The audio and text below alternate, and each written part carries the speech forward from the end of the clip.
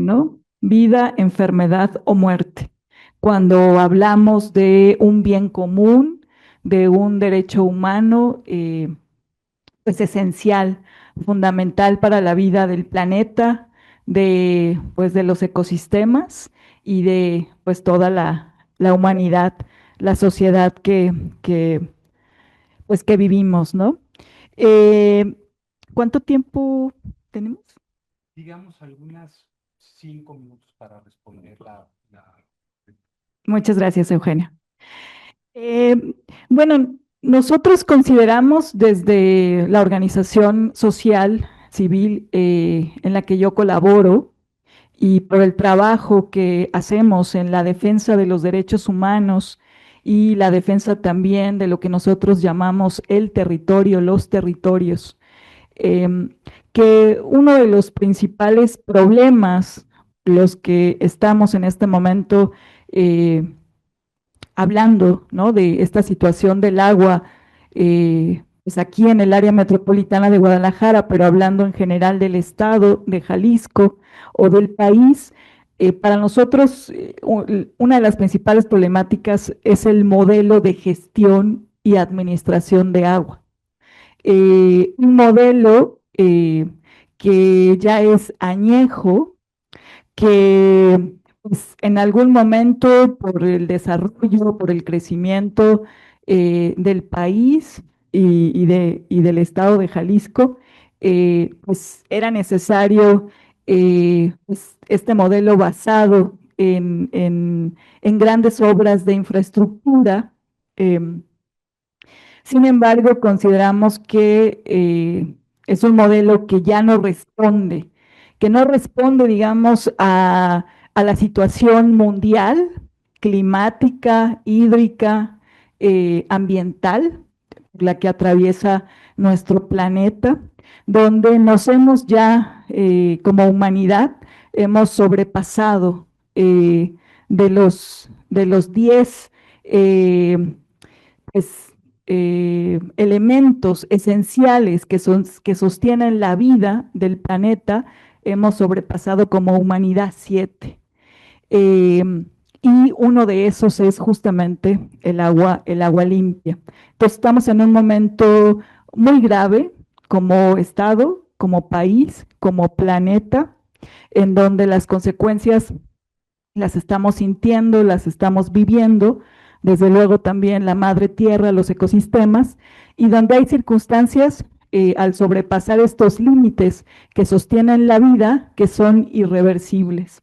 Y bueno, vamos a hablar aquí sobre el agua. Entonces, colocaríamos como gran problemática este modelo que es añejo, que no responde ya a pues toda esta emergencia climática e hídrica y que desafortunadamente es un modelo también que ha sido muy centralista y ya, digamos, malentendido la noción de lo técnico, del conocimiento técnico.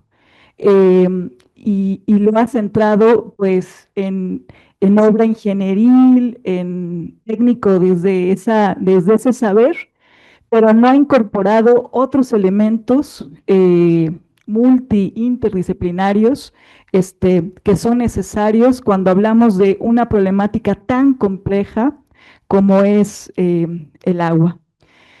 Colocaría otro segundo elemento que es un modelo desmedido de industrialización eh, que tiene a nuestros cuerpos de agua, a nuestros ríos, a nuestros lagos, a nuestros acuíferos en las circunstancias actuales. Por un lado, una industrialización y un modelo de gestión y administración del agua que permite que en pocas manos esté acaparada el agua y que esas pocas manos que la tienen acaparada, el agua subterránea, el agua superficial, que es la misma agua, además la contaminan. Y la contaminan y desafortunadamente este modelo industrialista de gestión y administración de agua lo permite, es decir, esta industrialización que necesita grandes cantidades de agua para su producción, em, pues es intocable. O sea, estamos en un estado en donde la industria es intocable, en donde se prioriza la inversión a costa de la salud de las personas y a costa de la salud y la devastación de los ecosistemas. Quiero recalcar que no estamos en oposición al mercado, a las industrias, a las empresas, a la generación de empleos, a la productividad. Estamos señalando permisividad para contaminar por parte de las autoridades de los tres niveles de gobierno, y estamos señalando también industria, que en este país, industria transnacional, pero también nacional, que hablando de industrias transnacionales, pues que vienen a México, vienen a esta región del país y tiran lo que les da la gana, en cantidades que les da la gana, con el contubernio, con la complicidad. Eh, Eso es lo que hay que corregir. Y cerraría diciendo que perdimos una oportunidad histórica como país, a pesar de que fue un mandato constitucional, cuando hace más de una década se elevó en este país a rango constitucional el derecho humano al agua y al saneamiento. Y en diciembre del año pasado, este país pues mantuvo o mantiene la ley de aguas nacionales, que es una ley del 92, que es una ley que tiene un carácter privatizador, y además tenemos una segunda, que es la Ley General de Aguas, eh, pero que al final el agua sigue, no se modificó. Por ejemplo, todos los vacíos que tiene la Ley de Aguas Nacionales, y perdimos esa oportunidad histórica. Por lo tanto, nuestro sistema de concesiones, es decir, el que permite acaparar el agua en pocas manos, se mantuvo, así como otros elementos, ¿no? Normas muy bajas ambientales, ¿no? Y estamos en este momento en la ciudad con este gran problema de agua sucia, impactos a la salud, riesgos sanitarios, que no es nuevo, que lo vivimos por décadas en la ribera del río Santiago y del lago de Chapala, pero que está apareciendo con fuerza, pues en estos últimos 2 años, y con una situación ya inadmisible de marzo a la fecha, donde estamos recibiendo agua que nosotros pues llamamos agua peligrosa, agua criminal. Entonces, pues sería como una primera introducción. Muchas gracias. Gracias, María. Una introducción, digamos, que pone el acento en este problema tan complejo, ¿no? Hugo, ¿quisieras ahora continuar tú? Bueno, primero que nada, bueno, sí, primero que nada agradecerles su presencia en este evento tan importante. Eugenio, muchísimas gracias por la invitación. María, Agustín, un placer compartir con ustedes y un placer también estar con este público tan selecto. Bueno, yo quisiera rescatar de lo que comentó María. Estoy 100% de acuerdo con lo que comenta. Me parece que es un modelo de gestión que se ha agotado, es un modelo que privilegió el tema de lo técnico visto como ingeniería. Sin embargo, se nos ha olvidado que lo técnico también tiene una faceta política.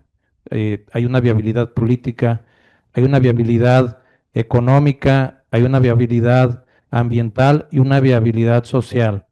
Entonces tenemos que recordar que lo técnico no solamente es el tema ingenieril, sino también estas cuatro dimensiones que menciono. Y bueno, ese ha sido un problema que hemos tenido muy fuerte, pero el principal problema que creo que tenemos es la politización, ¿sí? La política desde un punto de vista malo, que es la politiquería, que es la politización de este recurso tan importante como es el agua, Y creo que hoy en día estamos parados donde estamos parados por esta politiquería, por esta politización. Tenemos miles de millones de pesos tirados a la basura.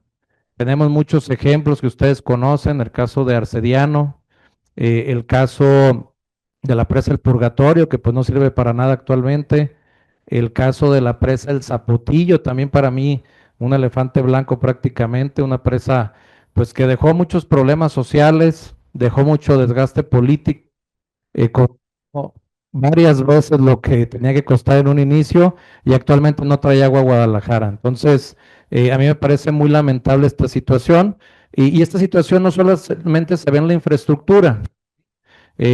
Bueno, quisiera abundar un poco en el tema de infraestructura. Pues tenemos hoy en día pues un acueducto que pasó su vida útil, un acueducto ya muy viejo, un acueducto que no puede conducir la concesión que se tiene por parte de la Conagua, que es de 7.5 metros cúbicos por segundo. Guadalajara se suministra del 60% del agua de Chapala. Tenemos esa conducción del lago de Chapala, se va por dos vías, que es el conducto, el canal Chapala-Guadalajara, que transporta alrededor de 5.5 metros cúbicos por segundo, y el resto va por el canal de Atequiza-Las Pintas.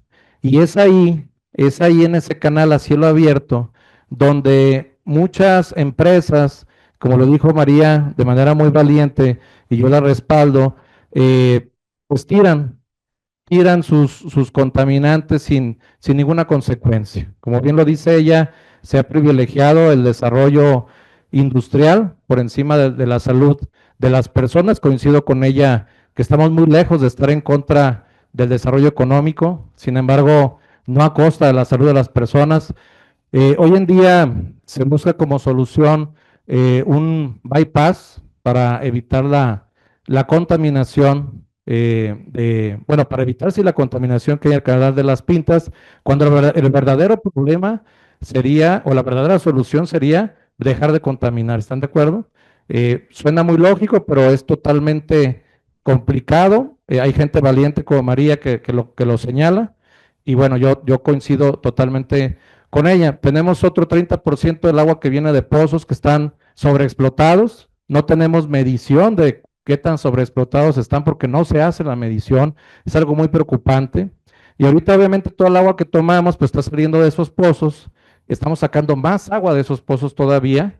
Pues las purificadoras pues tienen que sacar agua también de algún lugar pues más limpio que son los pozos, ¿no? Y un 10% que viene de la presa Calderón, de ese canal, de ese sistema, perdón, del Río Verde, que bueno, tiene que ver mucho con la presa del Zapotillo, que no nos está pudiendo dar la cantidad de agua que se prometió porque simplemente no se hicieron las obras necesarias. Entonces, tenemos un problema de infraestructura muy importante. El agua que llega a la zona metropolitana de Guadalajara por estas tres vías, alrededor del 50% no se contabiliza. Hace muchos años hablábamos del 40%.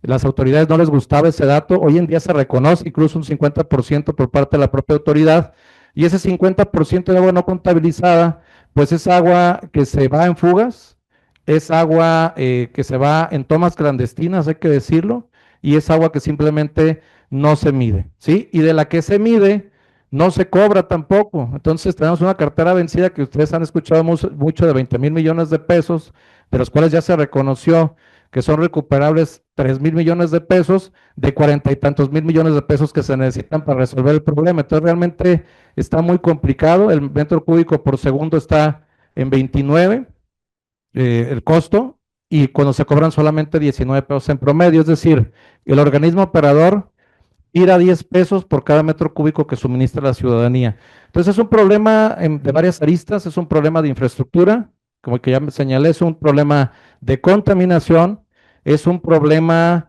también de administración, pero a mí me parece que el común denominador a estos tres problemas es la politización.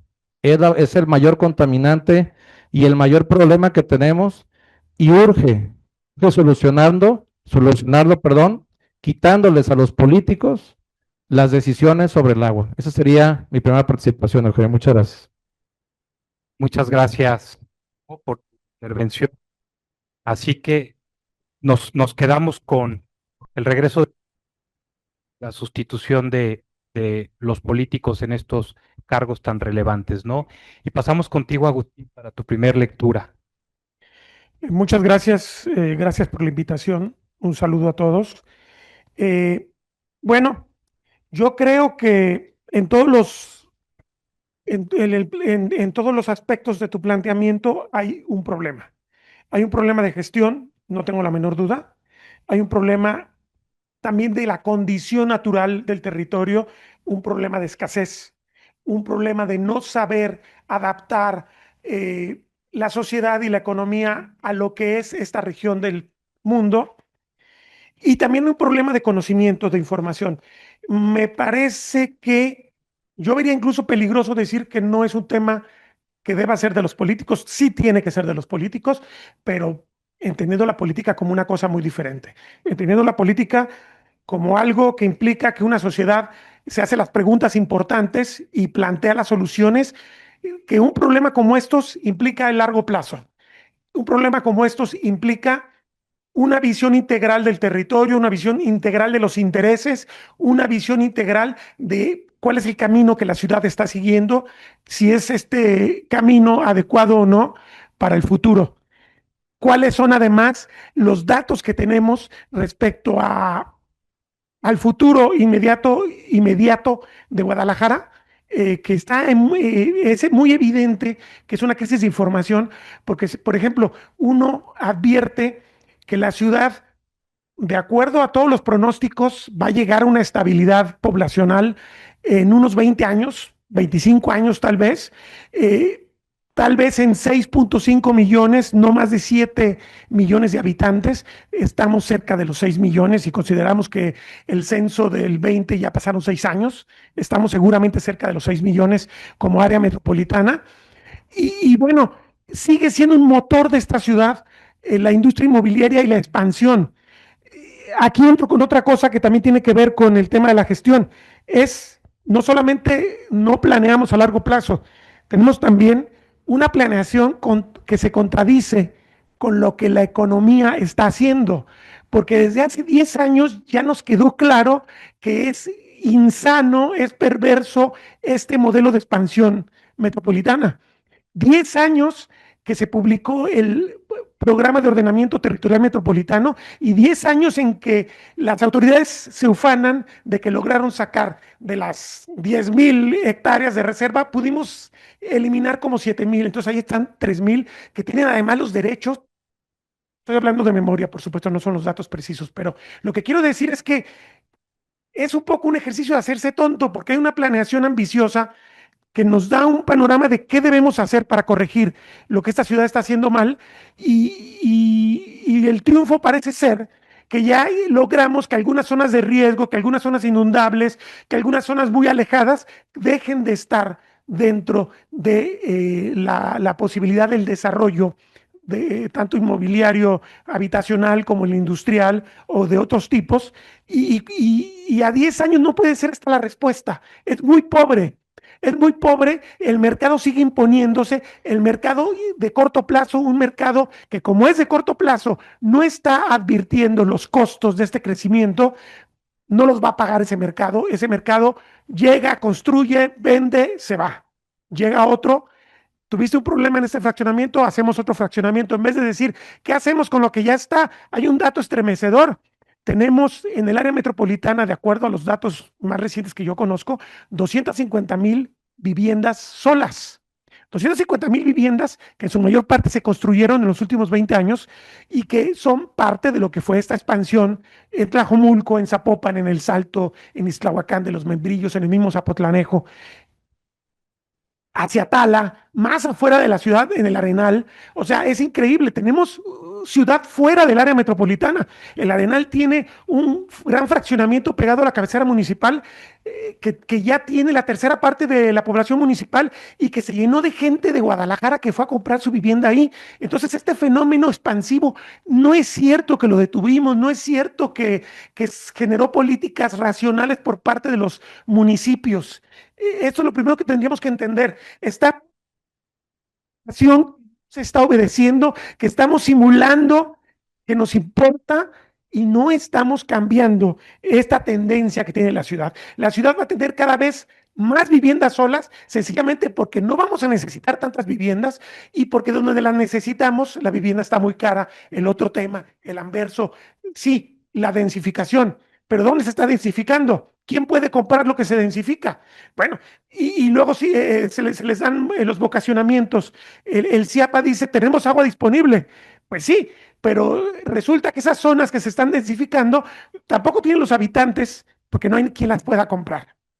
Uno. Y dos, donde hay los habitantes, que son estos corredores de movilidad, como es las líneas del tren, como son los macrobuses, la línea de la calzada, el periférico, tampoco está accesible al mercado del 90% de los que habitamos la ciudad. Entonces estamos engañándonos de dos modos, subiendo la ciudad para un mercado que no tiene el interés, no digamos capacidad, el interés realmente de utilizar esos departamentos, esos edificios, sencillamente porque no son tantos. Y que lo están utilizando para otras cosas. Y que aquí entraríamos en el tema que se ha hablado mucho de la financiarización, la vivienda como palanca para las finanzas, el tema del lavado de dinero. Tenemos una sociedad que también no quiere reconocer que está inflada la economía de esta ciudad, porque hay un tema de lavado de dinero que nadie está visibilizando, nadie está enfrentando y que tiene mucho que ver con estas fuerzas de corto plazo que están haciendo que esta ciudad sea absolutamente distópica. Y obviamente que una ciudad grandota como la que estamos haciendo y una ciudad altota como la que estamos haciendo requiere agua. Requiere agua por lo menos en el papel. Entonces estamos generando probablemente agua en el papel, pero ¿cómo la llevamos? ¿Cómo le garantizamos? ¿Cómo hacemos que la gente que se va a donde puede comprar, que es cada vez más lejos, tenga esa agua y la tenga de calidad? Tampoco estamos entendiendo el agua, el ciclo del agua, como una manera de aprovechar lo que la naturaleza nos da, que aquí es donde yo hablo, que es un tema de conocimiento, y creo que estoy de acuerdo con Hugo, la palabra correcta no es politización, es politiquería. Tienes razón. Es a final de cuentas, cómo entendemos que cuando construimos ciudad, no se trata solamente de poner los materiales y de abrir espacios para que la gente llegue a habitarlas, es dar todo lo demás, es hacer que esa gente que va a llegar ahí a habitar tenga seguridad, es hacer que esa gente pueda tener agua todos los días, abriendo el grifo de su casa. Es gente que pueda no tener focos de contaminación contiguos, tanto por el agua como por la basura. La basura es un problemón. Tenemos que se están generando en el área metropolitana más de 5,000 toneladas, pero probablemente es alrededor del 6-8% no se recolecta. Tenemos un problemón no nomás con el agua contaminada, con la basura, y no la estamos resolviendo. Y mientras más lejos están, menos se resuelve. Tenemos el otro problemón, esa gente cómo va a llegar a trabajar si tenemos centralizado el empleo en Guadalajara particularmente. Hay que ver las encuestas de movimiento de la población que se han hecho en los últimos 20 años. Guadalajara sigue teniendo muchísimo empleo, tiene cada vez menos habitantes, esto implica que cada vez más gente tenga que venir de lejos para llegar a Guadalajara. Tenemos las vías de comunicación, entonces va junto con pegado, como dice el ranchero. A final de cuentas, si tenemos una mala movilidad, si tenemos una mala seguridad, si tenemos servicios básicos y suficientes, pues tenemos una ciudad desastrosa y obviamente el agua viene a ser el termómetro de este desastre que nos empeñamos en seguir construyendo porque creemos que porque tenemos planes de avanzada que siempre nos presumen que les dan premios en todos los lugares del mundo, creemos que eso resuelve el problema. No, no lo está resolviendo, nos estamos haciendo tontos y estamos pagando un montón de puestos burocráticos para no resolver los temas, porque a final de cuentas tenemos desde hace 40 años el poder de la planeación en los municipios, en las áreas de planeación, en las áreas de desarrollo urbano, y ahí es donde se está negociando la realidad. Y la realidad que se está negociando ahí no nos está conviniendo a nadie, y obviamente esto es la gran explicación macro de por qué tenemos que abrimos el grifo y el agua es café, el agua huele, el agua es un riesgo de salud brutal. Además, no hemos entendido, es increíble, hemos invertido muchísimo en infraestructura, creo que tendremos que seguir invirtiendo muchísimo, es una cantidad tremenda de cosas que nos faltan, la infraestructura y la técnica nos va a seguir haciendo falta, pero no hemos entendido que el tema que nos ofrece actualmente, el panorama que nos ofrece el agua, era para aprovechar incluso lo que está mal para hacerlo mejor. Yo simplemente, y con esto termino mi intervención, llamo la atención sobre un dato.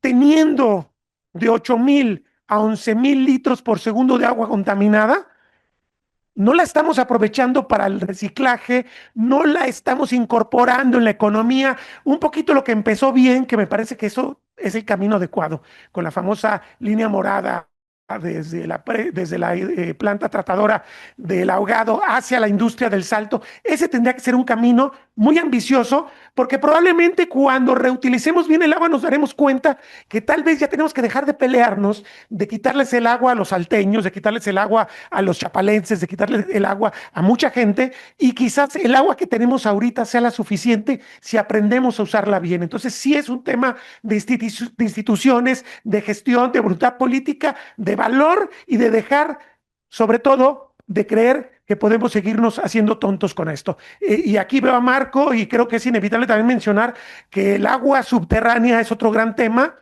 Tenemos la idea de que el agua subterránea no ajusta, pero tampoco sabemos realmente qué es el agua subterránea que tiene la metrópolis y las oportunidades que también nos puede dar para no estar trayendo de cada vez más lejos el agua, que es uno de los grandes paradigmas con los que tenemos que romper ya para consolidar a la ciudad con un futuro, como una ciudad que tenga resiliencia y que no tenga riesgo de caer cuando hay una crisis climática fuerte, que ese es el gran riesgo que estamos teniendo al querer traer el agua cada vez de más lejos. Perdonen por mi exceso.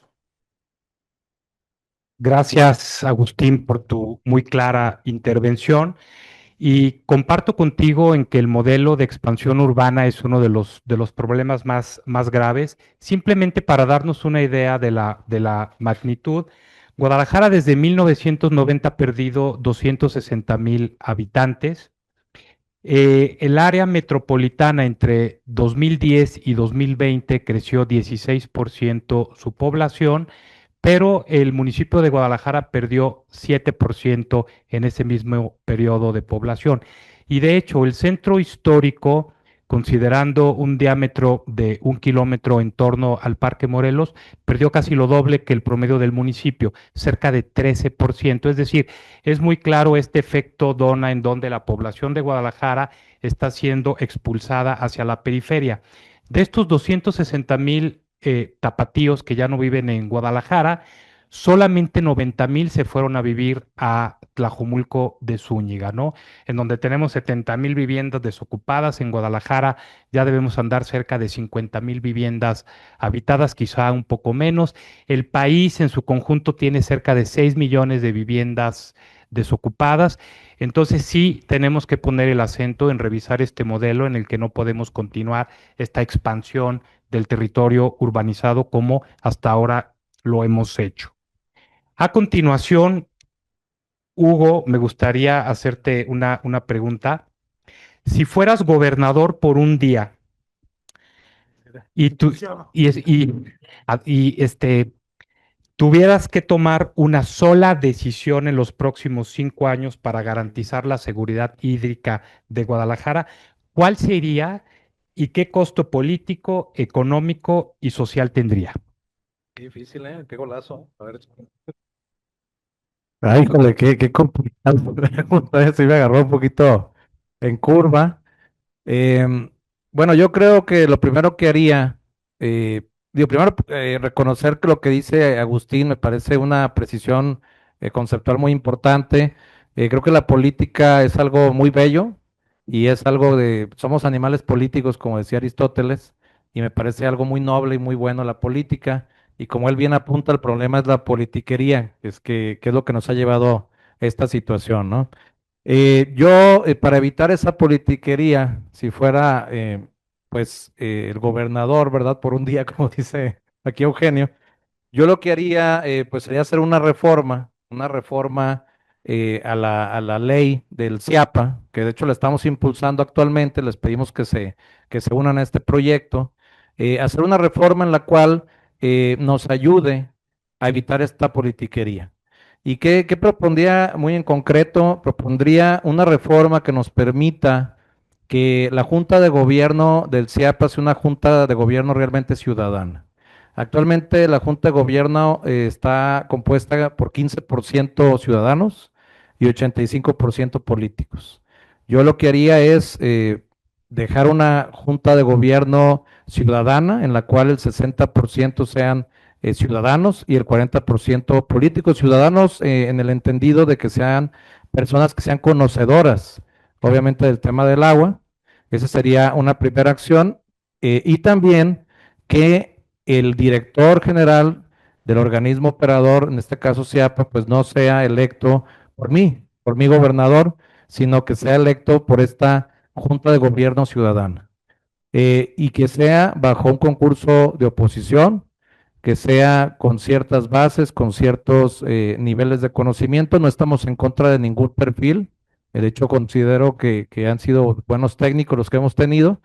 Sin embargo, esto lo que haría es darle independencia al director del organismo. Y para terminar, esta ley que impulsaría ayudaría a que fuera el periodo del director no coincidiera con los periodos político-electorales. Eso es muy importante.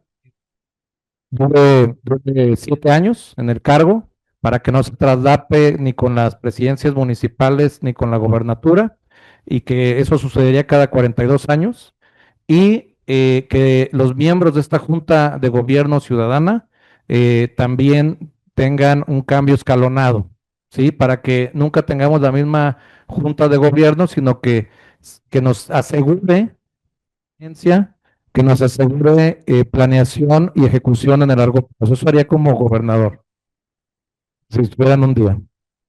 No venía preparado, pero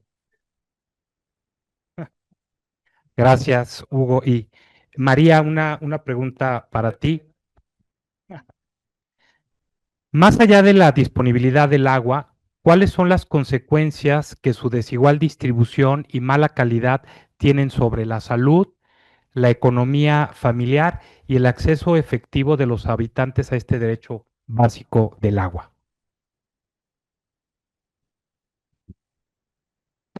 Bueno, primero decir que nuestra documentación,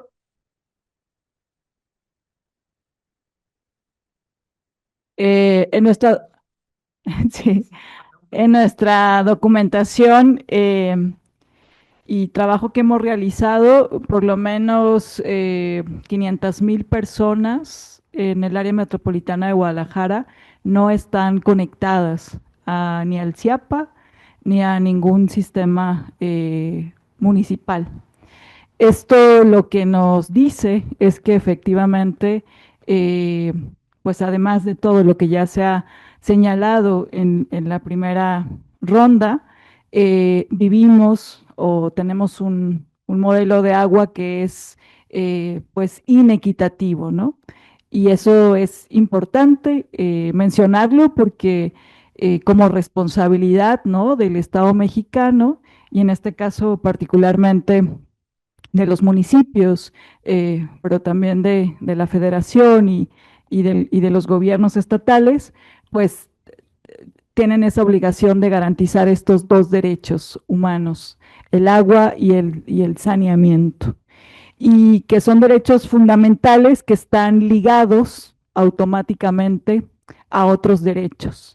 Y efectivamente yo mencionaría tres: el derecho a la salud, como lo has mencionado, Eugenio; el derecho pues a la economía familiar, a la economía; el derecho a un medio ambiente sano, ¿no?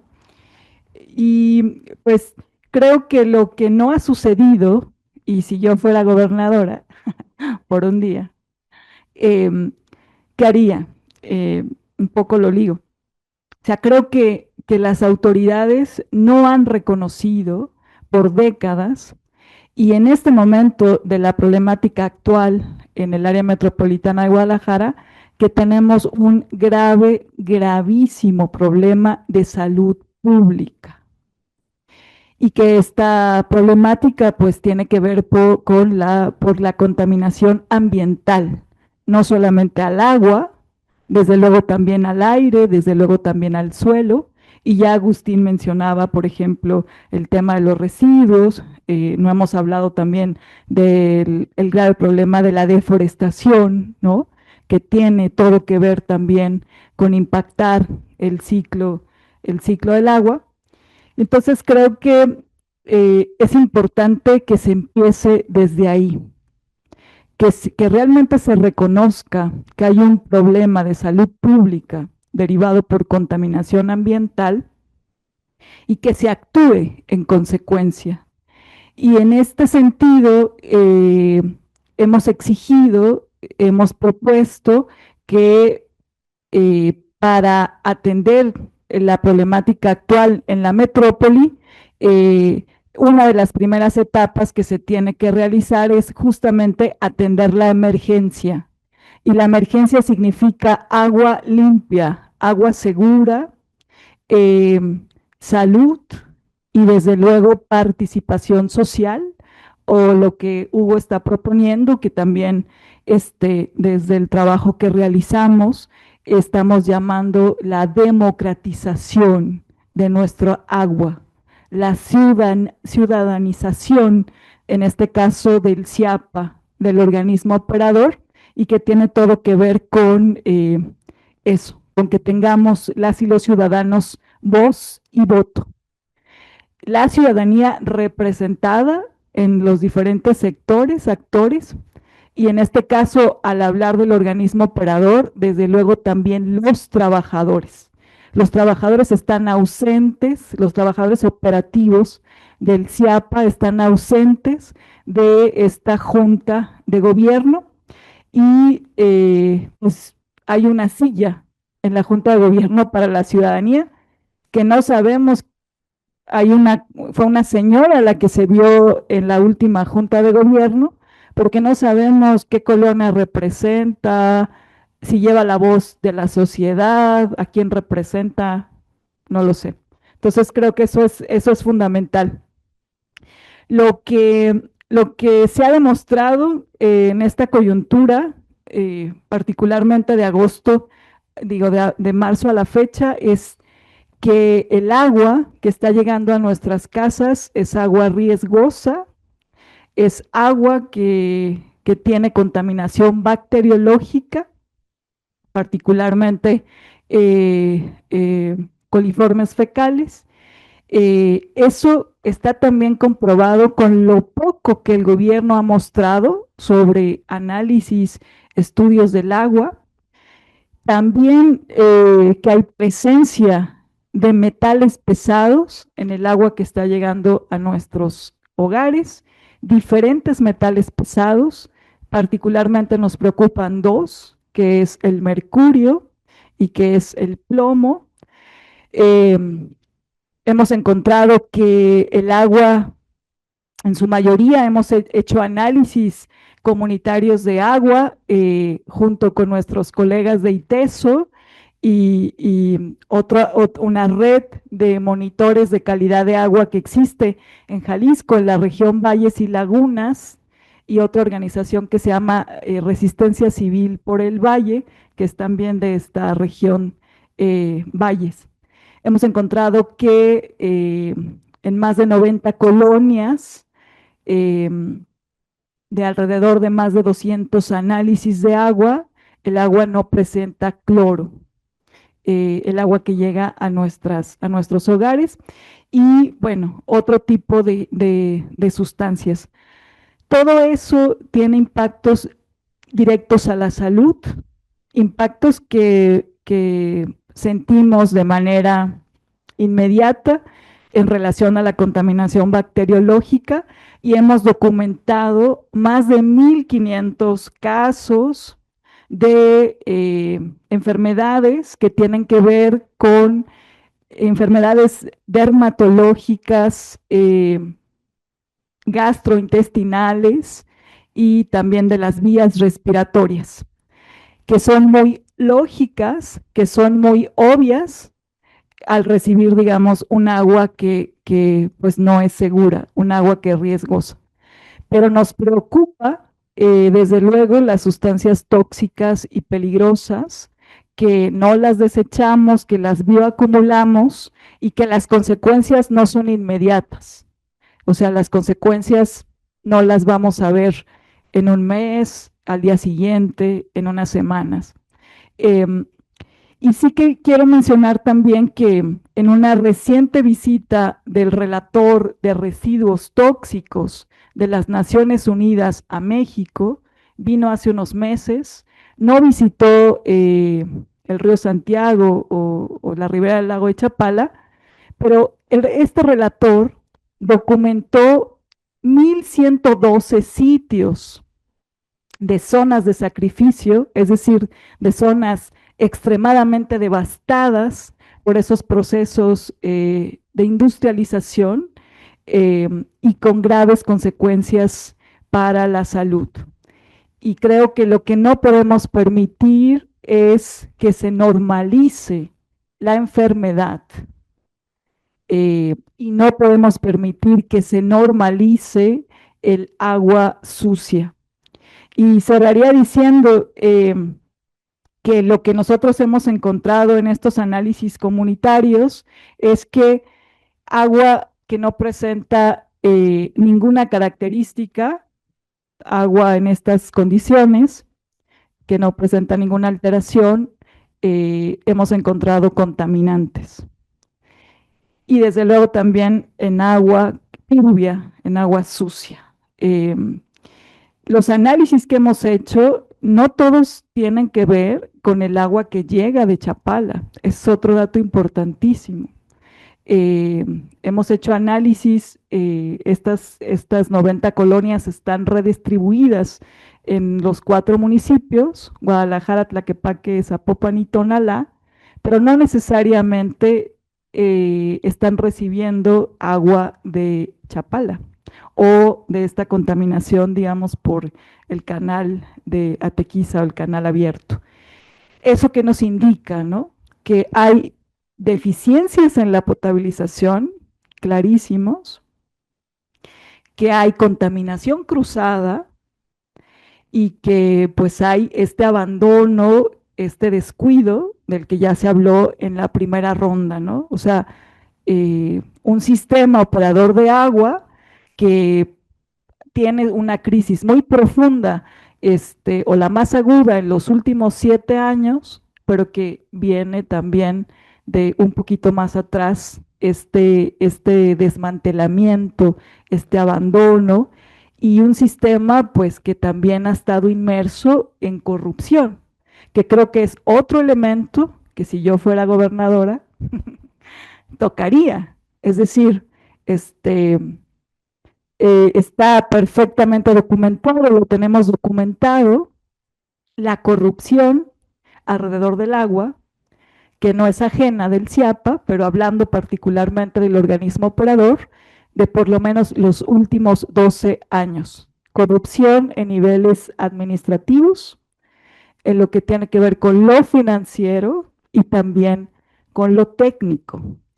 Entonces, creo que contestando un poco a lo que me preguntas, Eugenio, las consecuencias son directas, ¿no? A la salud y a la economía familiar, porque lo que ha estado sucediendo es que las familias, las que tienen condiciones, pues han tenido que estar comprando diferentes tipos de filtros, otro tipo, digamos, de dispositivos, y eso pues es una merma para la economía, ¿no?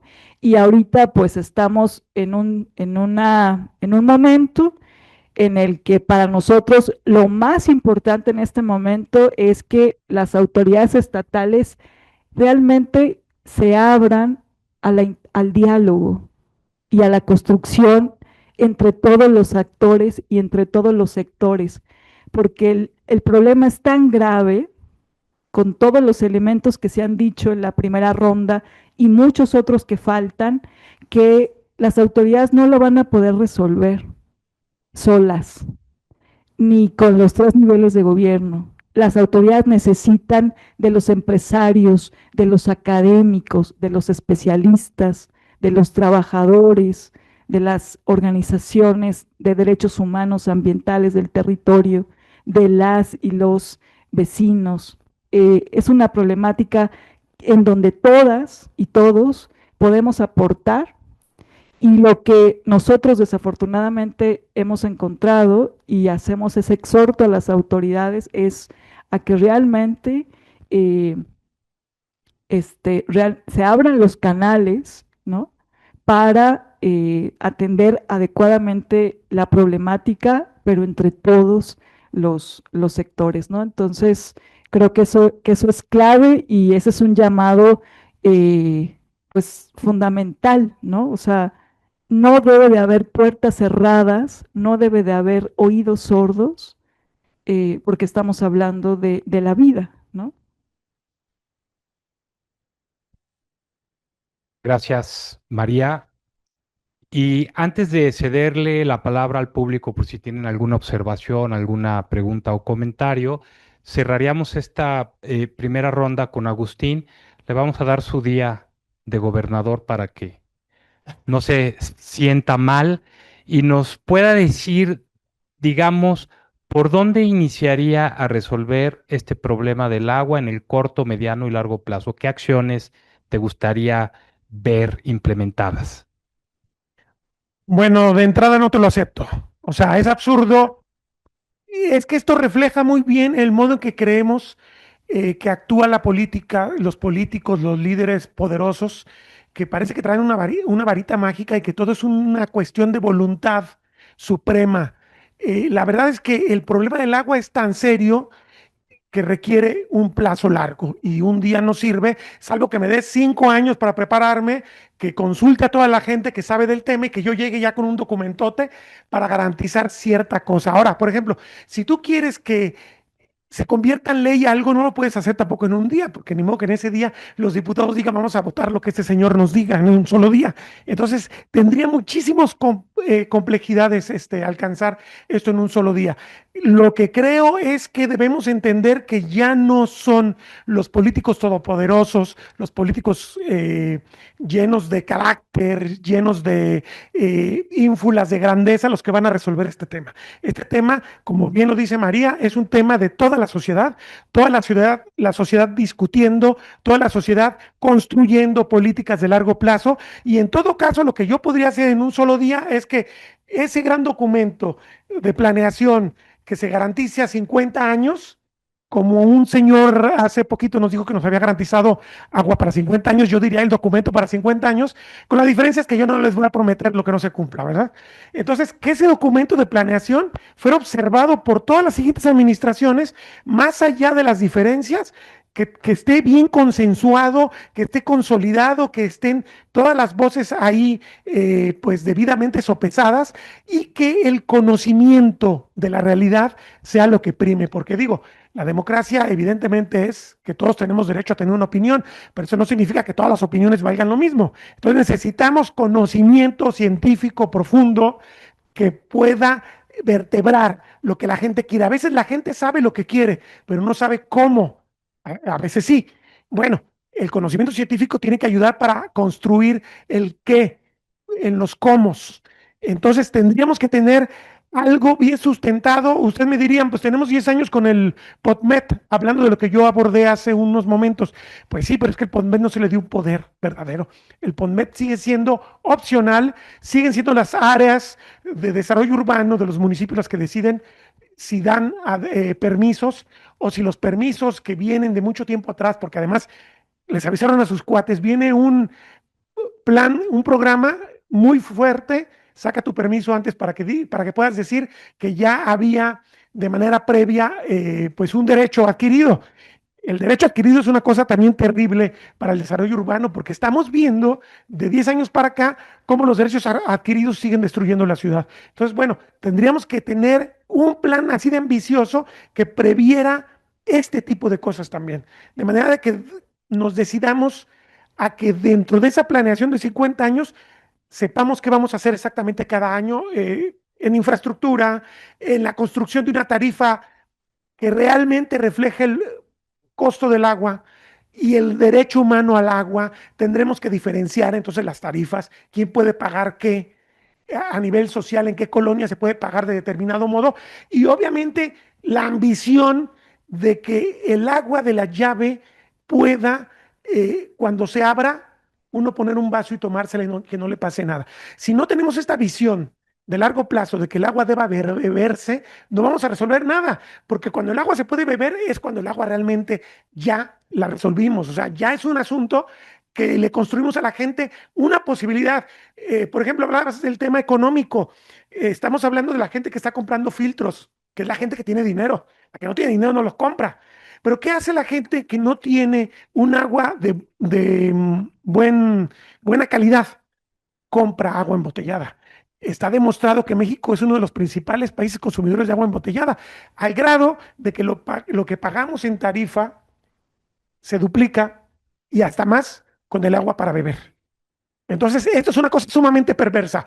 No podemos, o sea, en el escenario futuro no podemos pensar que la gente tiene que comprar agua embotellada. Tenemos que pensar que se abre el grifo y se toma el agua. Y si logramos esta imagen, que me parece a mí muy potente, si la logramos construir como sociedad, este va a ser el triunfo y nadie va a discutir nada. ¿Por qué? Porque yo sea pobre, yo sea rico, yo tenga un edificio de 20 pisos, una humilde vivienda en zona popular, voy a tener la misma calidad de servicio y la misma calidad del líquido que haga que no haya un riesgo para mi salud. Y ese va a ser el final del camino. Entonces, bueno, esta gran planeación ambiciosa tiene que también contemplar otra cosa que está ahorita inquietantemente sonando y que yo no lo veo tan irracional. Desgraciadamente no lo veo tan irracional porque a esto llegamos, el tema de la privatización. Es terrible porque hemos durante años advertido que las malas inversiones, el gasto inadecuado de los presupuestos estatales, federales, municipales y del propio CIAPA iba a conducir a esta crisis. No establecimos un programa que nos llevara a aprovechar el recurso público que se contaba para poder tener pues toda esta gran estructura pública que fuera de todos nosotros. Me parece que la experiencia en México y a nivel mundial del agua privatizada no es buena. Necesitamos entender esto y necesitamos entender que el CIAPA debe ser rescatado. No sé si como CIAPA, no sé si bajo qué modelo, pero necesitamos preservar la empresa pública que va a ser la garantía de que este camino para llegar al grifo del agua que tomo de la llave se pueda cristalizar. Entonces son un montón de cosas y todo tiene que estar ahí contemplado, pero sobre todo, tenemos un PubMed que no sirve porque no le dan poder. Tenemos que darle poder. Tenemos que darle poder. Se discute lo que se deba discutir, pero todos tenemos claro lo que vamos a hacer los siguientes 50 años. Esto es el punto. Su día sí va a ser de 24 horas. Bueno, a continuación le cedemos a ustedes la palabra para que si tienen alguna pregunta o algún comentario, allá atrás el primero. Quizá podemos hacer en rondas de 3 preguntas y por favor que nos digan a quién va dirigida.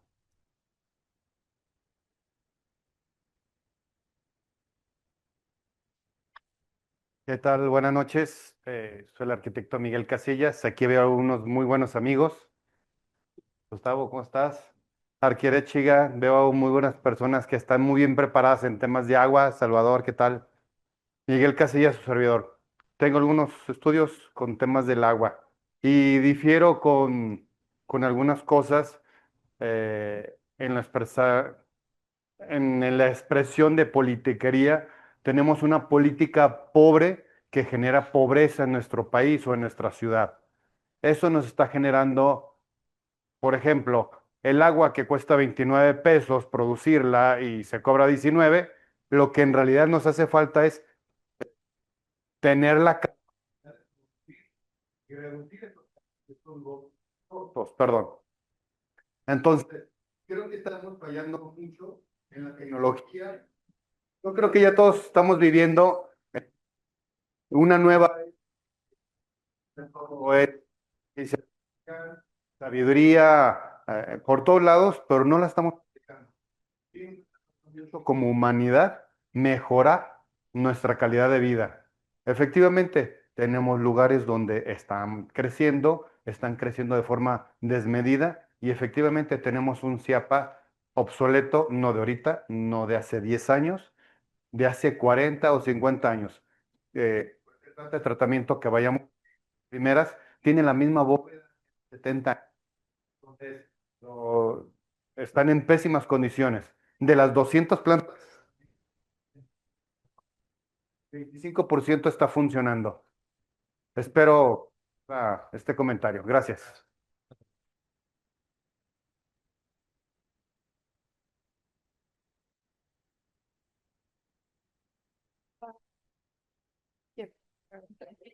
Ah, bueno, buenas noches. Primero quisiera comentar que me ha gustado lo que he escuchado, aunque también tenemos que ver otras aristas. Es cierto, hay descuido, hay corrupción, hay muchas cosas, pero también tenemos que entender que si las tarifas no son las correctas, es imposible poder tener resultados de corto plazo.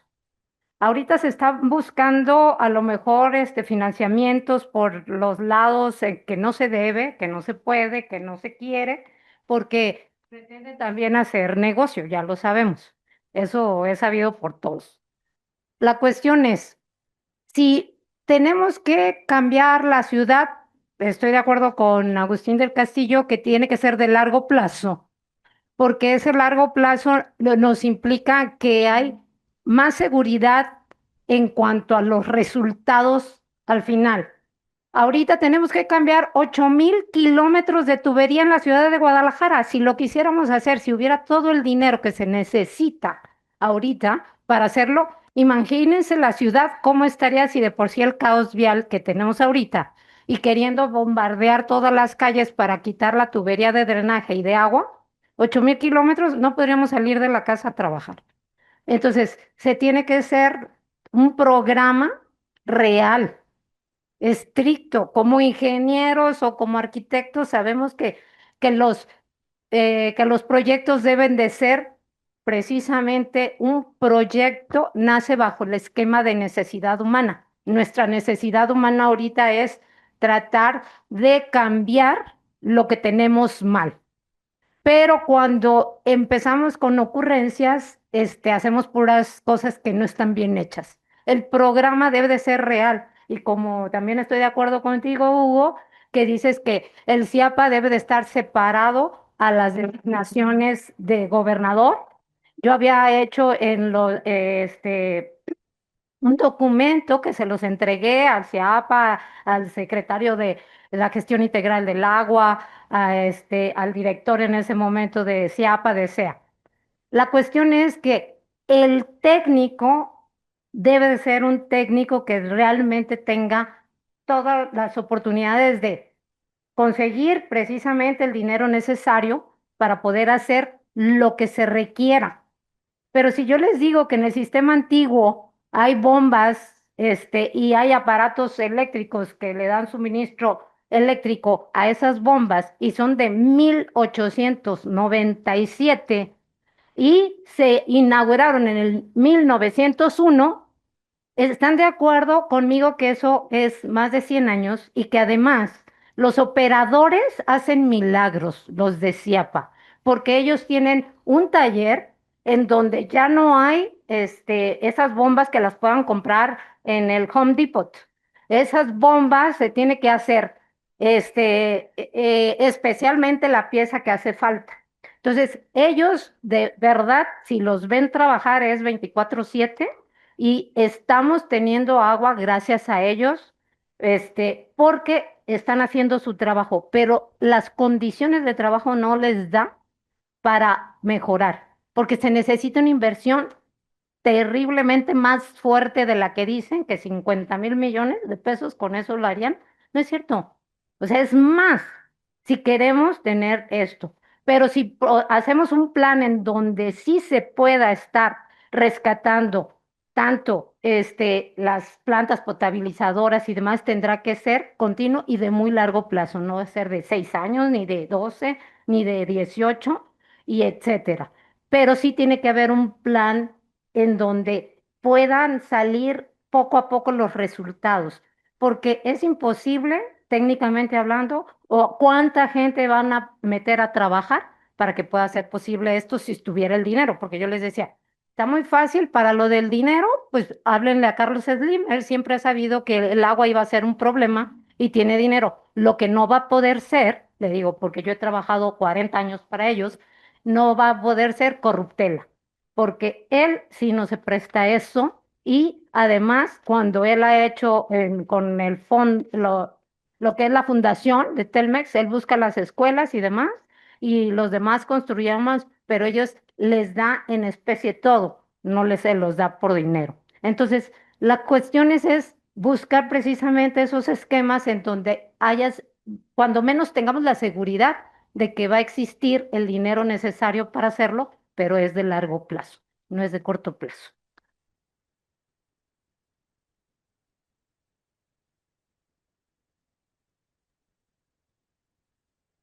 Bueno, Jorge Arechiga García, arquitecto de profesión, Universidad Autónoma del Estado de Morelos, generación 68. Lo que se ha planteado es muy serio, ciertamente, muy complejo de resolver.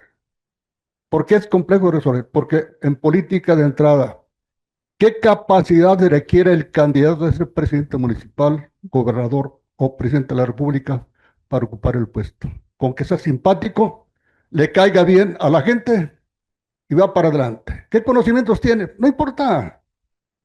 La política termina mucho, muy lento. El problema es serio por una sencilla razón, y lo comento. ¿De dónde vienen los políticos que tenemos? De nuestra sociedad. ¿Qué sociedad tenemos? Carente de una cultura en muchos órdenes.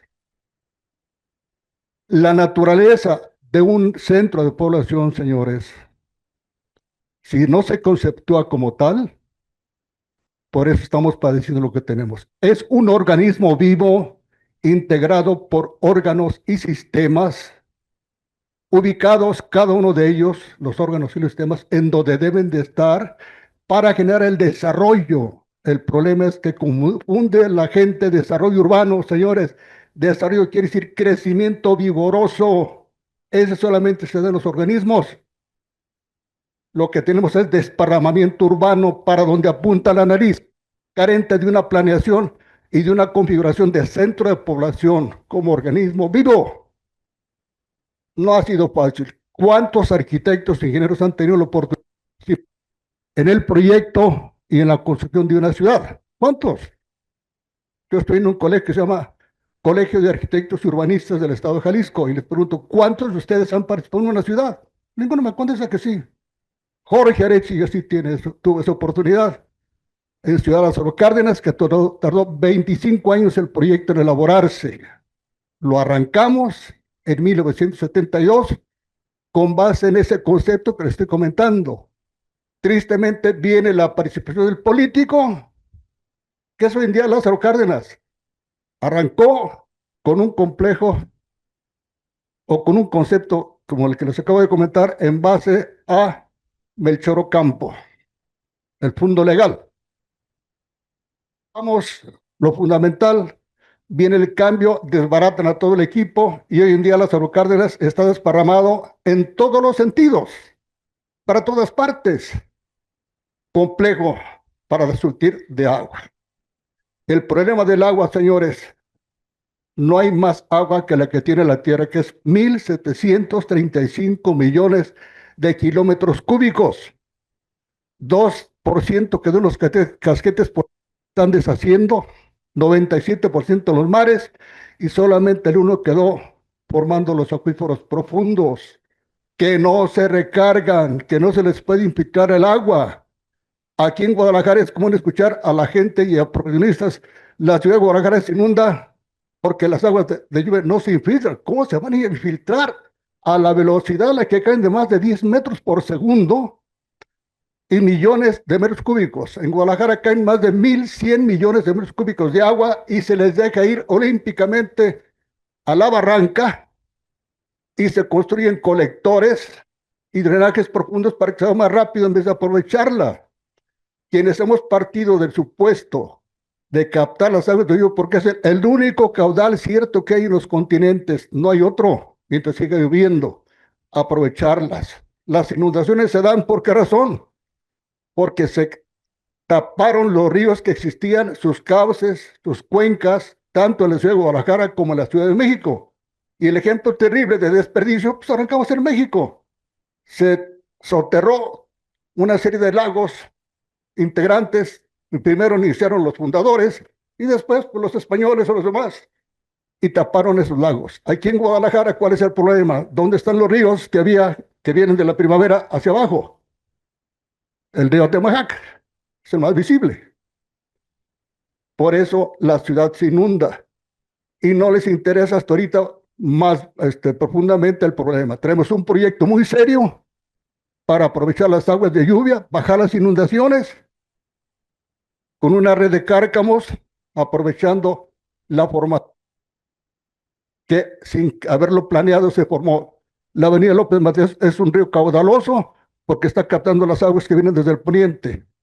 20 cárcamos para aprovechar la velocidad de gravedad, 9 metros por segundo, con unos cárcamos, un emisor profundo que arrancamos en el río Temajac, nos vamos por todo López Mateos hasta el kilómetro 40, y del kilómetro 40, todo por gravedad, hasta la ruta de Totonilco, San Marcos, posiblemente hasta Sayulo en un momento dado. ¿Qué vamos a lograr con eso? Bajar un 45% las inundaciones, dotar a la ciudad mínimo con 5 metros cúbicos por segundo. Pueden ser más. ¿Durante cuánto tiempo? En 3 años y medio. ¿A qué costo el agua? De repente, oye, ¿por qué vendes el agua? En esta vida nada es gratis. La gente que se queja de que está muy caro el agua, compra esa botella de agua que hay de repente ponen los restaurantes de 335 mililitros. ¿A cómo la compras? Ah, pues 15 pesos. Estás comprando a 45,000 pesos el metro cúbico de agua. O el garrafoncito que le venden a 50 pesos, a 50 el de litro, 50,000 pesos el metro cúbico. Y no tienes para pagar uno de 30 pesos, o sea, un metro cúbico de agua. El proyecto que traemos es para producir, entregar al CIAPA a 20 pesos el metro cúbico de agua de lluvia. Pero concluyo mi participación, la invitación a que efectivamente busquemos la conciencia de no contaminar más el agua. Chapala no tiene remedio, está súper contaminado por todo lo que se pueden imaginar. El Cárcamo, Tehucotlán, el de Poncitlán y todos los demás están vaciando, obviamente, las aguas negras. Sin embargo, señores, las aguas negras sí se pueden tratar para potabilizar. El ejemplo de ellos es Singapur. Singapur no tiene agua dulce. Dependió hasta el 27 de noviembre de 2022 de abastecerse de Malasia. A partir de esa fecha, con sus 4 sifones, desaliniza el agua a la cuarta parte, potabiliza el agua negra, o las aguas de drenaje, capta las aguas de lluvia y la cuarta parte se la compra a Malasia. Si aquí se logra meter una planta de tratamiento, que es finalmente la conclusión de mi propuesta, que pueda tratar las aguas de lluvia, ahorita las aguas para tratar las aguas residuales, hay tecnología muy buena que cuesta 1.200.000 pesos el litro, por así decirlo, la máquina. Pero tratar un metro cúbico de agua cuesta unos 50, $1.50. Ojalá que las autoridades logren que nosotros como ciudadanos cultivemos al grado tal que no contaminemos más las aguas. El agua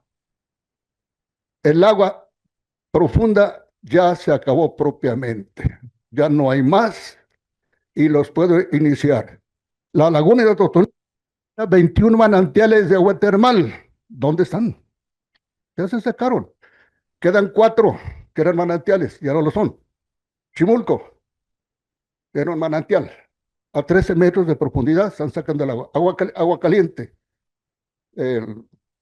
Los tulares, las delicias, igualmente. ¿Cuántos más se siguen secando? Aquí los de Toluquilla, los de Tezistán ya se secaron. Los de Toluquilla ya no le saquen agua. Están sacando metal pesado como lo mencionaron por ahí. Agradezco la atención, espero sirva de algo lo que les acabo de exponer. Muchas gracias por estos planteamientos tan interesantes. ¿Y quién quisiera comentar aquí en la mesa Qué bueno que Marco, de una vez? si quieres hacer Ah. tus apuntes de lo que se acaba de... ¿De una vez? Híjole. Ahí va. Bueno, perdón, ya me lo aventé. ¿No importa? Ahora sí, perdón, ahorita vamos por él.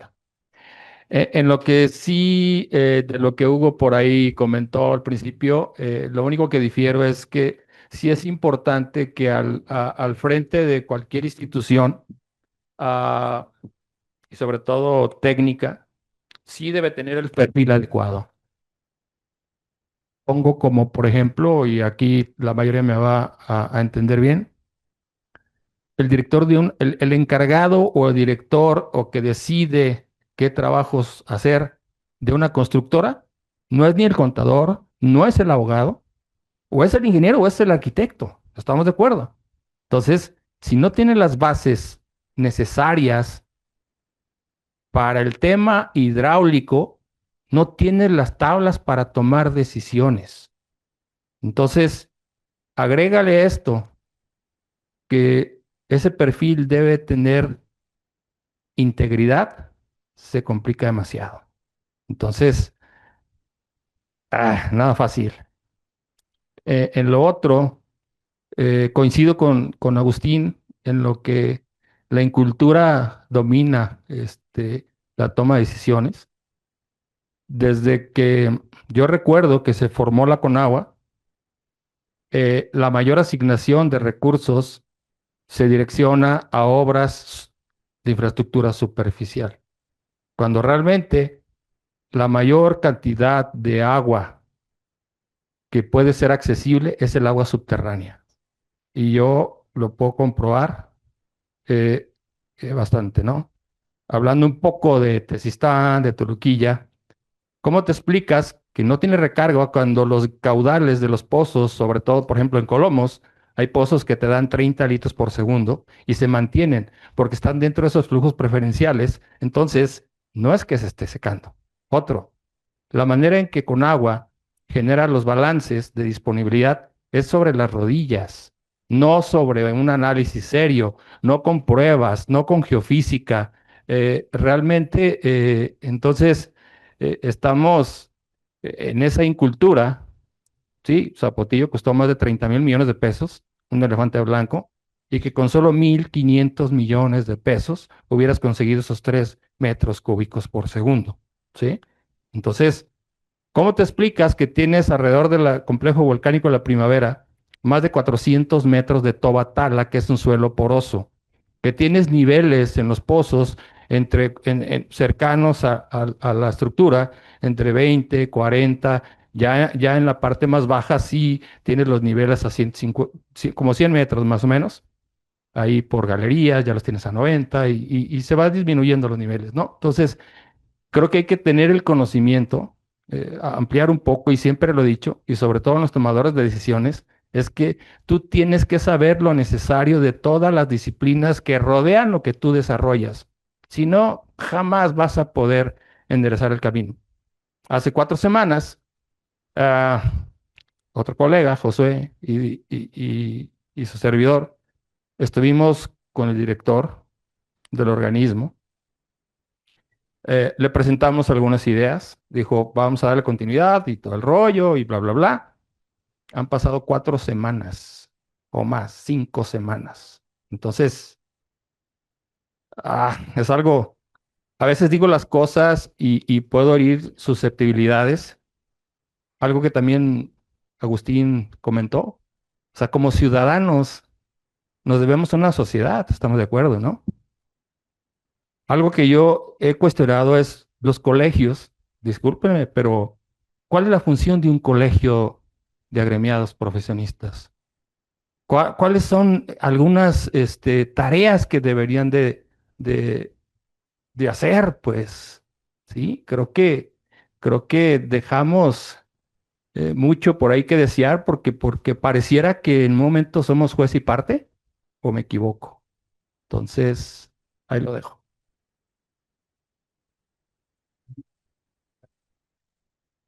Pero no contestan y luego vamos a dejar que contesten los ponentes y vamos a una siguiente ronda con el público.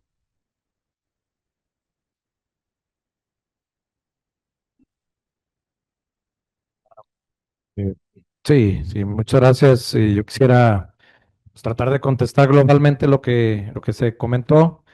Primero lo que comenta Miguel y también la doctora Rocío, un poco de la tarifa. Coincido mucho con lo que comentas, Miguel. Me parece que un precio de 29, un costo, perdón, de 29 pesos el metro cúbico es excesivo. De hecho, tuvimos algún encuentro en Monterrey, en el Centro del Agua, donde fueron varios organismos operadores y se les hacía muy complicado ese costo, ¿no? Muy elevado. No significa que no se justifique en ciertas zonas, en ciertas ciudades, pero bueno, creo que aquí estamos en un círculo vicioso muy fuerte. Por ponerte un ejemplo, Saltillo, Aguas de Saltillo, un organismo operador, sí que tiene un componente de privado, ¿no? Pero bueno, también León es un organismo municipal que se gestiona adecuadamente, pero en Saltillo el costo del metro cúbico, no ni siquiera el costo, el precio, la tarifa del metro cúbico en cierto nivel de consumo es de 10 pesos el metro cúbico. Y ahorita comentaba Jorge, el costo de un agua en el Oxxo es de 15 pesos más o menos. Entonces estamos hablando que el metro cúbico de aguas de Saltillo, el precio es 10 pesos contra 15,000 pesos que pagamos en botellas. Es así de fuerte lo que comentas tú, Miguel, y coincido plenamente contigo. Y bueno, yo me he puesto a reflexionar también en una cosa que le llamo la paradoja de la tarifa, ¿verdad? Que bueno, si nosotros tuviéramos una tarifa adecuada, obviamente es muy complicado con la situación actual de contaminación, etcétera. Pues hay una paradoja que podríamos llegar incluso a bajar la tarifa. Obviamente es en un mundo ideal, en un mundo sin corrupción, ¿no? Pero realmente una tarifa que nos permita cubrir los costos operativos, que nos permita mejorar la infraestructura, disminuir el agua no contabilizada, tener micromedidores, cobrar lo que se debe, podríamos darle la vuelta, ¿verdad? Pero esto es en un mundo ideal que pues no existe desafortunadamente. Y bueno, la tarifa, yo creo que hay que retomar el tema de la comisión tarifaria. Insisto, estamos en una situación totalmente atípica, pero bueno, la comisión tarifaria funcionó bien, me parece, por ahí del 2012, hasta que llegó la politiquería, vamos a tratar de usar ese término ya, y destruyó un organismo que era técnico, un organismo ciudadano y que hoy en día pues está de adorno prácticamente. Bueno, de la tarifa comentaría eso, retomando un poco lo que dice Jorge, coincido en que hay que cambiar el paradigma. Lo que queremos es que llegue el agua y sacarla lo más rápido posible cuando lo que nos ha demostrado las tendencias internacionales es que hay que convivir con el agua. Pero ¿cómo podemos convivir con el agua cuando todo está pavimentado, verdad? ¿Qué es lo que pasa cuando llega el agua? Pues ya ni les cuento, ¿verdad? Ustedes saben más que yo de ese tema. Llega, se va con todo, socavones, etcétera. No hay puntos de infiltración.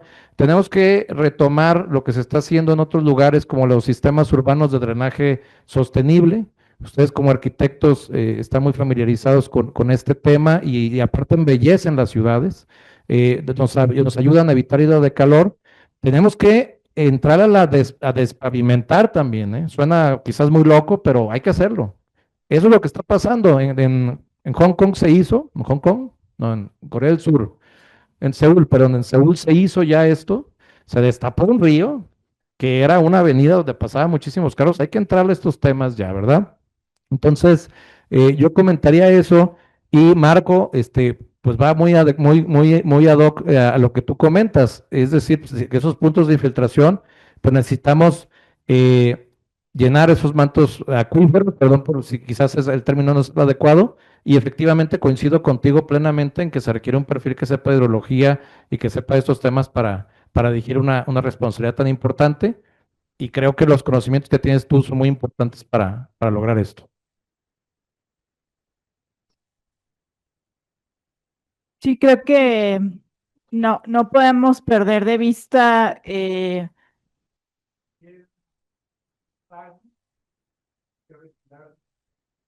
Simplemente quiero decir, usted de un modo y me voy de otro. Hablamos. Gracias. Sí, me parece importante que no perdamos de vista la importancia de la fiscalización, porque quizás nos podemos detener en discutir, por ejemplo, el sistema tarifario, que es muy importante, ¿no? Pero, pues, ¿quiénes son esos grandes deudores, verdad? En el CIAPA. y quiénes son pues los deudores también domésticos o las cuentas más domésticas. Creo que esta crisis está un poco abriendo esa discusión, ¿no?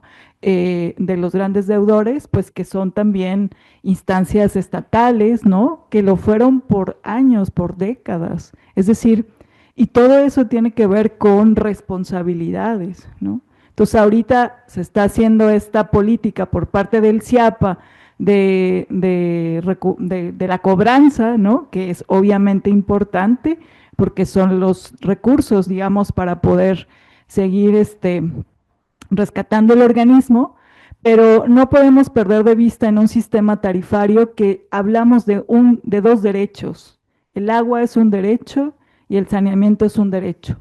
Eso no significa que no tiene costos el servicio, ¿no? De tratamiento y de potabilización y de distribución. Pero, y en esa perspectiva a mí me parece clave como no normalizar la corrupción. O sea, el CIAPA está donde está porque ha habido una corrupción sistemática, instalada, y no necesariamente tiene que ver con que la sociedad o los usuarios domésticos no dejaron de pagar, ¿no? Quizás han dejado de pagar en últimos tiempos porque no están recibiendo un agua segura, ¿no?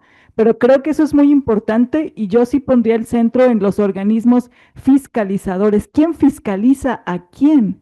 O sea, realmente, ¿quién fiscaliza a los poderes? Al ejecutivo, al legislativo. Se necesita construir instancias ciudadanas, técnicas, sociales de fiscalización, ¿no? O sea, creo que eso es un tema clave. Lo segundo que yo pondría en la mesa es, no se debaten las propuestas, los proyectos, no se consultan, la información es sesgada, la información se va haciendo pública después de mucha exigencia, mucha exigencia. ¿Y qué podemos tener enfrente en esta propuesta que está haciendo el gobierno estatal? Más zapotillos, obras que probablemente no son las adecuadas y que nos van a costar un dineral. Y al final de cuentas estamos hablando de recursos públicos, son nuestros impuestos, son nuestros impuestos. Entonces, yo pongo en la mesa que es importantísimo la información, la consulta y la participación que no se hace, que no se ha hecho. Y lo que sí tenemos es una política de imposición. Yo te impongo el paquete de obras que no las consultaste y te impongo lo que va a costar, ¿no? Que son obras millonarias y yo sí quisiera advertir que ojalá evitemos más zapotillos, ¿no? O sea, por eso es importante que actuemos.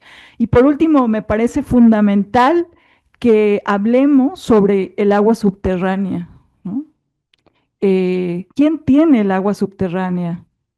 Agustín hablaba del punto de el crecimiento vertical de la ciudad, del crecimiento totalmente desenfrenado. En los datos de los 50 mayores acaparadores del agua subterránea y superficial, los principales son las empresas inmobiliarias. Eso es un dato importantísimo.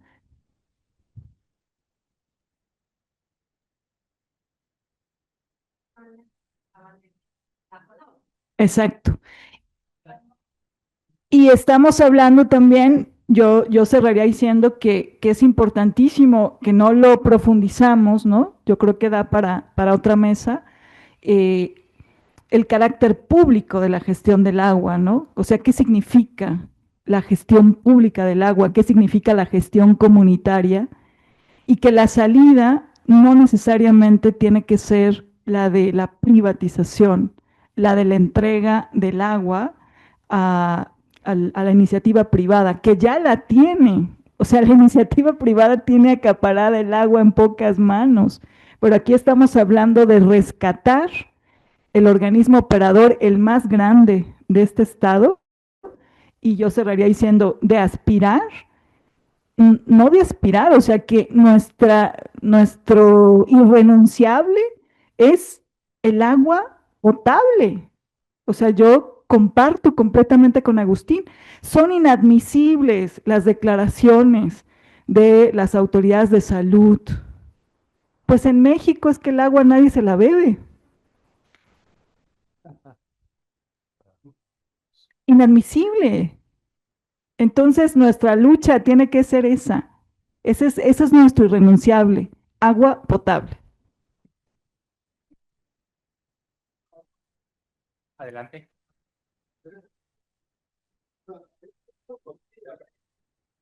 Y si filtraran las aguas, no habría charcos en campo a cielo abierto, después de la tormenta, durante semana, no habría arroyos, ríos, lagos, lagunas, represas. ¿Por qué hay represas? Porque las aguas no se filtran, ahí están estables, se evapora, hay mínima infiltración, tengo pruebas de parcelas que se han inundado durante un mes y medio. Al mes y medio mete el tractor, el disco, 20 centímetros de penetración, porque la última capa de la tierra está integrada por diferentes tipos de suelo, donde nos encontremos con arcillas. Ese va a ser un tema que tendrá que abrir un debate con los técnicos, los expertos. Yo solamente quisiera concluir el comentario un poquito lo que mis colegas han comentado, lo que ustedes han comentado, que respecto al costo del agua, al pago de la tarifa, nosotros podemos decidir autoengañarnos y decir, "Págame la tarifa, cóbrame ese metro cúbico a 5 pesos", pero alguien va a tener que poner lo demás. Hay un costo real y ese costo real lo vamos a pagar directa o indirectamente. Entonces, el riesgo de que sea un pago indirecto es que va a haber un montón de demagogia y populismo, van a decir por nosotros, porque nos están dando agua barata, pero resulta que es dinero de impuestos que estamos pagando nosotros. Entonces, me parece que es muy importante que la gente entienda cuánto cuesta el agua. ¿Cómo podemos hacer que la gente que tiene menos recursos pague menos, porque es su derecho el agua, y los que tienen más recursos paguen más? Pues me parece que tiene que haber una tarifa diferenciada, tiene que estar muy bien establecido quién tiene derecho a recibir agua de menor costo y quién tiene que aportar lo que falta. De hecho, el espíritu, en cierto modo, del CIAPA, de la tarifa tradicional, no estaba tan mal, en el sentido de que la tarifa comercial y la industrial era mucho más alta, al grado de que muchos industriales prefirieron buscar pozos porque decían que era muy cara el agua que les daba el CIAPA. Entonces, el reto tendría que ser que el CIAPA tenga realmente toda el agua metropolitana para que jueguen con las mismas reglas todos. Es una parte muy importante. Y dos, que el que contamina paga es un principio básico, y si yo como industria o como comercio estoy provocando agua contaminada, tengo que pagarla completamente. Y esto va a ser una situación que los grandes usuarios van a terminar pagando mucho más que los pequeños usuarios. Me parece que el principio de justicia no nos debe hacer perder de vista que los ciudadanos siempre terminamos pagando todo. Eso me parece que es esencial. Y lo otro que iba a comentar, se me hace que ya se me olvidó. Este, bueno, simplemente lo que comentaba Miguel, hay un problema de desinversión brutal. Siempre pensamos que el agua era un tema que podíamos estar postergando para el siguiente año, para el siguiente sexenio, para la siguiente década, para el siguiente siglo. Estamos pagando la acumulación brutal de años en que no tomamos decisiones, en que no invertimos, en que no le pusimos tecnología nueva, no le dimos mantenimiento, y pues estamos en estas justamente porque creemos que el agua, tenemos un principio muy perverso que va un poco ligado a lo que comentaba de la tarifa, que son cosas que tienen que ser gratis. No, es un sistema carísimo y nos va a salir mejor, más barato y más eficiente si lo asimilamos y lo controlamos bien. Por supuesto, todo el tema de la transparencia y fiscalización es parte de, necesitamos gastar bien el dinero, necesitamos que el conocimiento sea el que nos rija al momento de invertir, y necesitamos que la gente siempre tenga cuentas claras. Tenemos que utilizar esa tecnología que no se tenía antes, de redes sociales, y la internet, para que la gente tenga posibilidad de ver en tiempo real dónde está el agua, cuál es su calidad, de dónde está viniendo cada litro que está recibiendo. Si no avanzamos con esta ambición, vamos a seguir, vuelvo al tema lamentable, nos vamos a seguir haciendo tontos.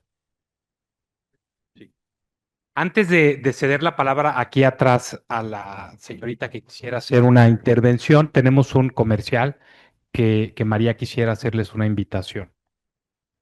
Bueno, solo aprovechar para una invitación para este domingo a una mega marcha y a un festival por el agua. Este domingo a las 10 de la mañana en el Parque Rojo es la concentración y el festival es en Plaza Liberación. Es un festival por el agua y vamos a estar también trabajando diferentes ecotecnologías. Entonces, muchas gracias, pero es una manifestación,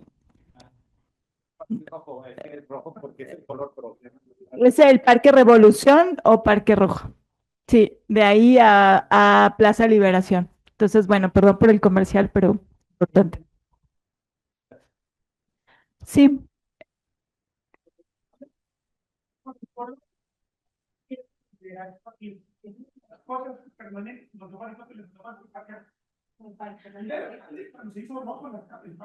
bueno, conocido es Parque Revolución, conocido también como Parque Rojo, por eso mencioné ambas, ¿no? Y ya para terminar, dejamos las últimas intervenciones. Empezamos acá atrás. Gracias. Hola, buenas noches. Pues bueno, yo creo que ya todos sabemos la problemática, las soluciones, pero todas son a largo plazo, absolutamente todas. Todo ya está estudiado, todo ya está visto, todo ya está lleno de quejas, pero yo no veo ningún organismo con soluciones a corto plazo. No hay una conciencia en los ciudadanos. Por ejemplo, si empezamos o se empieza a hacer campaña pequeñas en células de diferentes comunidades, diferentes colonias, y empezar con pequeñas cosas que hagan un cambio, porque realmente eso no hay. O sea, todo es a futuro. Todo es ductería, vamos a hacer esto, vamos a hacer, pero ¿cuánto nos va a llevar a llegar a eso o a limpiar esa agua? ¿Qué pasa si empezamos con pequeñas acciones que hagan cambios de ya? ¿Cómo conciencializar a las personas, a la sociedad, sobre lo que es el desperdicio del agua, la contaminación del agua? Que empiecen los que tienen recursos en las colonias, por ejemplo, de nivel socioeconómico alto, a que empiecen a hacer captación de agua en su vivienda, a que empiecen a poner en las colonias que sí tienen la posibilidad, que hagan sus propias plantas de tratamiento y empezar con pequeñas acciones en las colonias que generen ese cambio que se vaya viendo. Porque al final de cuentas, ¿de qué nos sirve? De que a 50 años limpiemos el agua, tengamos agua y mientras, ¿qué vamos a hacer? Entonces, para mí, mi punto de vista es empezar con pequeñas acciones que se vean de inmediato. Y creo que eso nadie lo está viendo. O sea, todo el mundo ve a futuro, a 50, a 20, a 10, así, pero realmente el cambio empieza en la sociedad y empieza de ya. Y yo no veo eso. Yo he visto y me ha tocado vivir en otros estados donde no hay agua, por ejemplo, Querétaro, y les crean una conciencia a la sociedad y, por ejemplo, ahí nadie riega su jardín. Todo el mundo se baña en 3 minutos y se lo toman el tiempo, literal, así, te bañas en 3 minutos porque el agua es tan cara y no hay que la gente ya crea una conciencia y ayuda precisamente a seguir manteniendo el agua y a no desperdiciarla y a tenerla más limpia. Y eso no se hace aquí. O sea, no hay una conciencia de a corto plazo, ¿no? Una solución a corto plazo. Eso es lo que yo veo. ¿Alguien más quisiera? Ya que es medianoche. Buenas noches a todos. Hola, Chava. Elías Orozco, su servidor. Hay varios puntos y como bien dijeron ustedes, compañeros, María, todos, da tema para rato, Pero voy a tocar nada más algunos, rapidito. El primero, hablar de las mantos freáticos, y bien dijo Marco, iniciamos en el Bajío, nos vamos a Colomos y seguimos el acuífero de Atemajac y llegamos a donde tiene su casa, que Agustín sabe, Vallarta Poniente. Vallarta Poniente tenemos pozos propios. Y el espejo, de esos pozos al día de hoy estamos a 74 metros. 74, Marco, ya lo hemos platicado con él alguna vez. Y iniciamos a más de 300 allá en el Bajío. No, a eso, precisamente. Sí hay recarga de las aguas subterráneas. Si no, hoy trateamos allá, no teníamos agua en la colonia, ya no tendríamos agua en el acuífero Temajal, Tumuquilla, eso se acabaría. Pero eso por un lado. Por otra parte, nosotros, cuando hablo de nosotros, hablo que ustedes lo conocen, Agustín, se llama el Parlamento de Colonias. Ese grupo nos reunimos y en el 2011 llegamos a hacer la suspensión total de los planes parciales del municipio de Guadalajara. Esto esto sí es un orgullo porque se logró detener la irregularidad de los desarrollos inmobiliarios. ¿A qué voy con esto? Aquí está gran parte de lo que se hace ahora tiene que ver con el agua. Un desarrollo donde un programa municipal no es adecuado, donde un centro de población tampoco es adecuado y por último el plan parcial no le hacen caso. Entonces, si hacemos esos tres temas, llegamos a un acuerdo donde esto también influye en lo que hoy dice Agustín. Tenemos ya problemas con el agua. Por otra parte, una supervisión que hicimos enfrente de la colonia de ustedes, donde era la Coca-Cola, Rafael Juan Palomari, Avenida Vallarta, lo que es el edificio Sania hoy.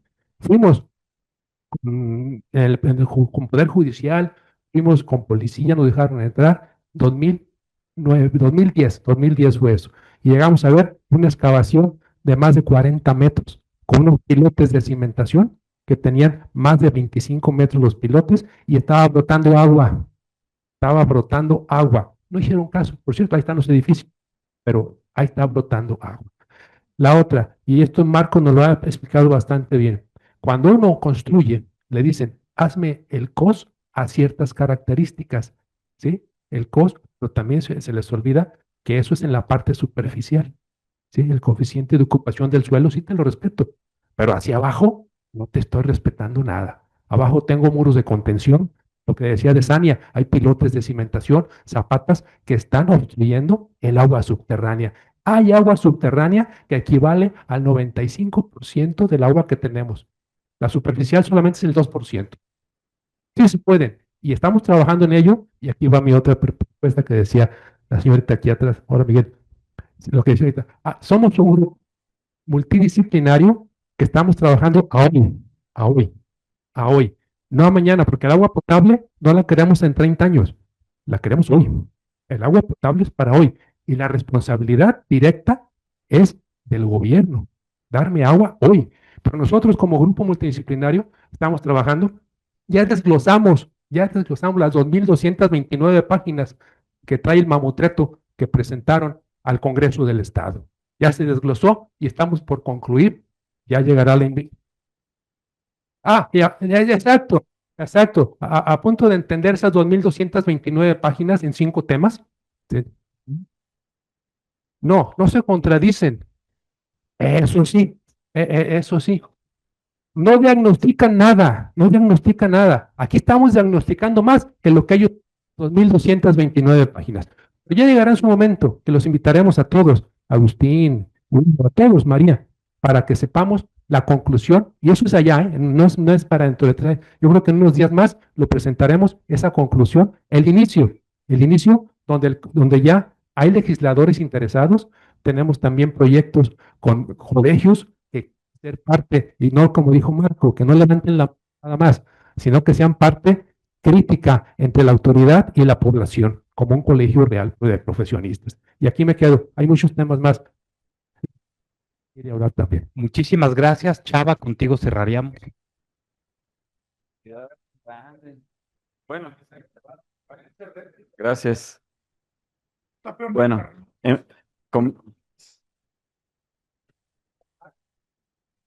como un primer punto importante, me parece falta de respeto. ¿Dónde está Margarita? Que no les dijo que el agua que van a beber ustedes, que tienen ahí, es del grifo. ¿No les dijeron?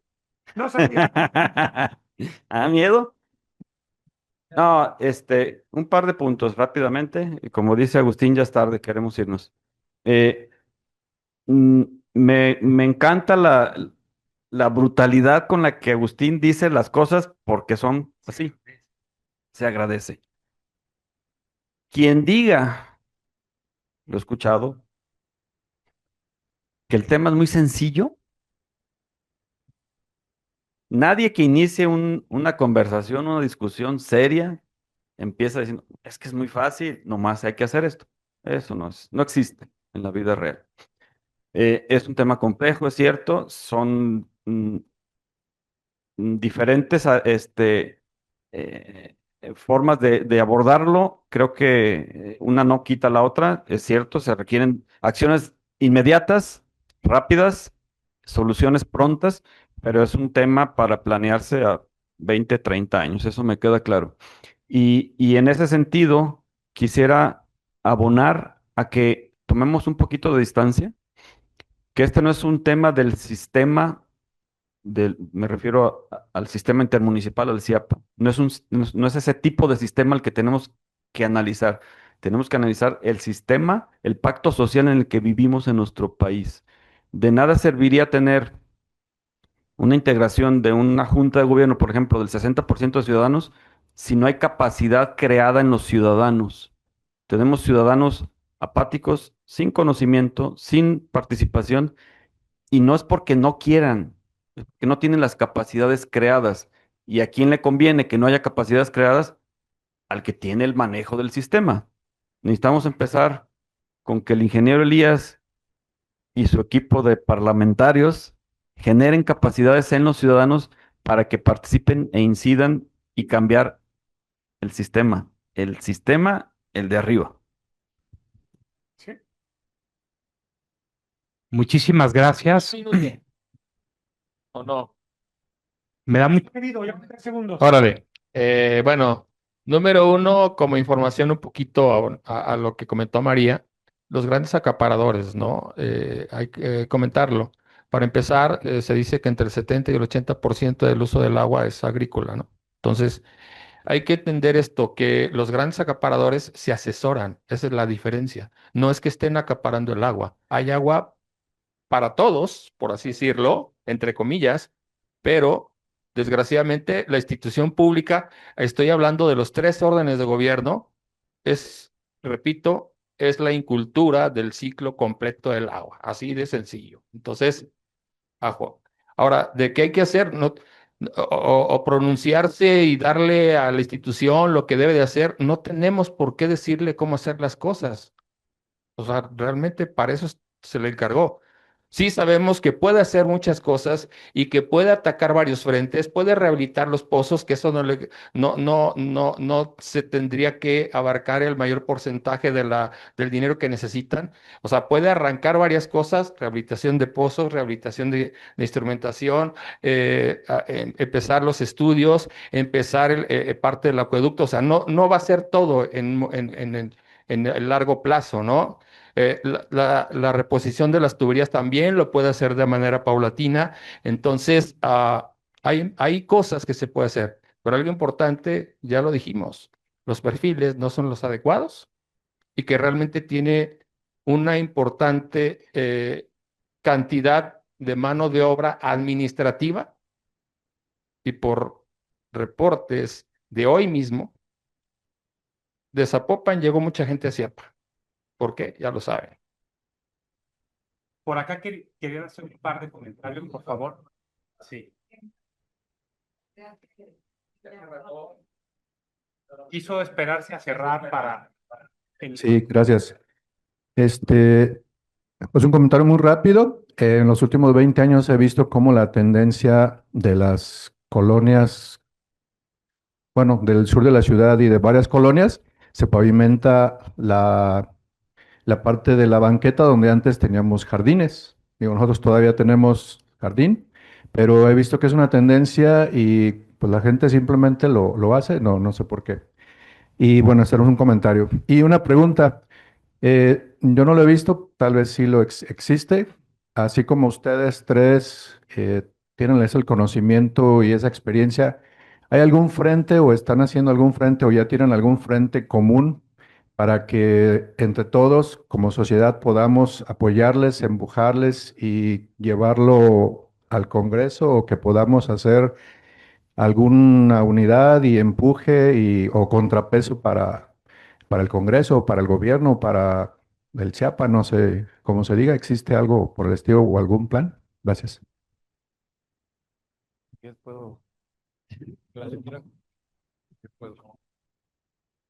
Eh, bueno, nosotros tenemos impulsadas dos campañas ciudadanas. El CIAPA, que queremos agua para la vida y no para el negocio. Y esta iniciativa ciudadana pues aglutina colectivos, organizaciones vecinales, organizaciones de derechos humanos, ambientales, colectivos, organizaciones, algunos especialistas académicos, académicas, y pues no solamente, digamos, esta iniciativa tiene una estrategia integral, em, que sobre todo hago mucha resonancia con lo que decía la compañera en la última ronda, ¿no? Justo de la importancia de, pues, de ese, pues, de ese fortalecimiento también del cuidado y la gestión del agua que nos toca, ¿no? Que nos toca a todas y a todos, porque definitivamente las autoridades, aunque sea su responsabilidad, pues sabemos que hay un montón de intereses que los hemos comentado, y nos toca, ¿no? Nos toca ese rescate y ese control de nuestra agua. Y sí quisiera también decir que estamos también proponiendo eh, los acuerdos público-comunitarios o público-público como otra forma frente a la privatización, que muchos otros países lo han hecho y que ha sido una salida, digamos, a un modelo, en el caso de organismos operadores, que es desastroso y que no ha funcionado. O sea, el entregar un bien común tan peligroso que es entregarlo, digamos, completamente a la iniciativa privada. Entonces, pues hay iniciativas, pero sí creo que es muy importante ese pacto social, ¿no? O sea, creo que es importantísimo unificar las diferentes voluntades y los diferentes saberes. Este, Desde nuestro punto de vista siempre tiene que estar la gente y siempre deberían de estar, en este caso, hablando del CIAPA, los trabajadores, ¿no? Serían dos irrenunciables, desde luego, después todos los demás sectores, ¿no? Bueno, pues voy a comentar muy rápido, ya es tarde, ¿verdad?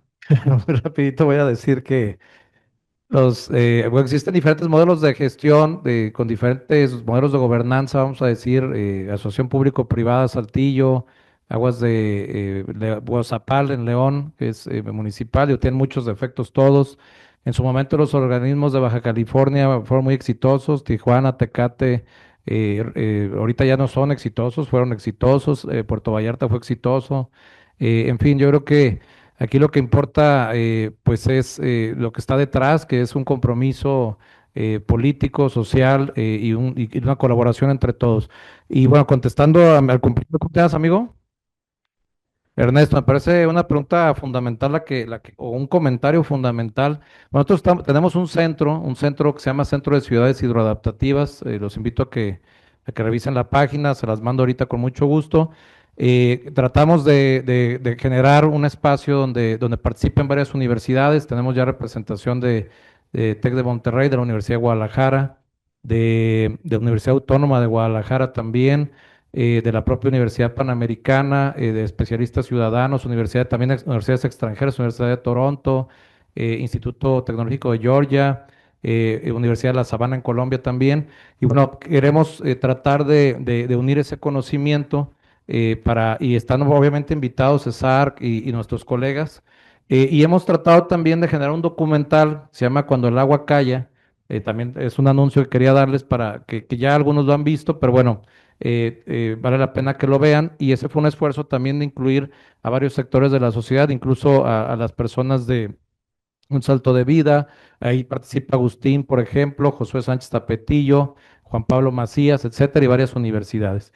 Y bueno, hace poco hicimos un congreso ciudadano por la calidad del agua, en la cual también invitamos a varias universidades y bueno, hay unas memorias que les voy a mandar vía Eugenio. Y estamos trabajando en una iniciativa de ley, de hecho se la mandé a Agustina el otro día también y a colegas de otras universidades, incluida la Universidad de Guadalajara y universidades privadas, para revisar una propuesta de ley que estamos manejando que tiene que ver con la pregunta que me hicieron de que si iba a ser gobernador. Bueno, eso es lo que estamos tratando de responder ahí. Obviamente es muy perfectible, hay muchas cuestiones que hay irrenunciables de cada quien, pero creo que podemos sacar algo relativamente rápido, bien, para entregar a algún diputado, no algún diputado, el presidente de la comisión encargada. Y obviamente vamos a invitar a María, si ella nos lo permite, para hacer esta revisión y hacer algo en conjunto para presionar a la autoridad a hacerlo, ¿verdad?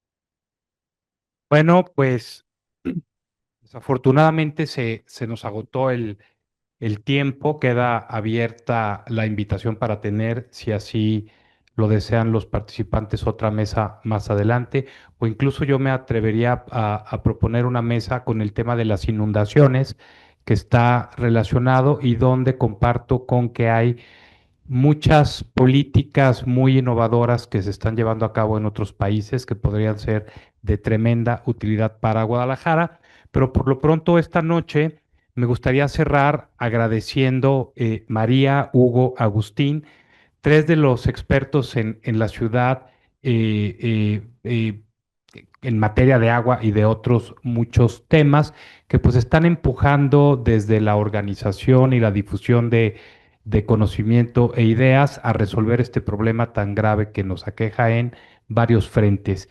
Majo, muchísimas gracias, una de nuestras alumnas estrellas de la maestría, por ayudarnos a coordinar esta sesión. Y también muchas gracias a ustedes que nos hicieron favor de acompañarnos esta noche con comentarios que perfectamente podrían haber estado de este lado de la mesa y probablemente más adelante así lo estarán si tienen oportunidad de acompañarnos a participar. Muchas gracias y buenas noches.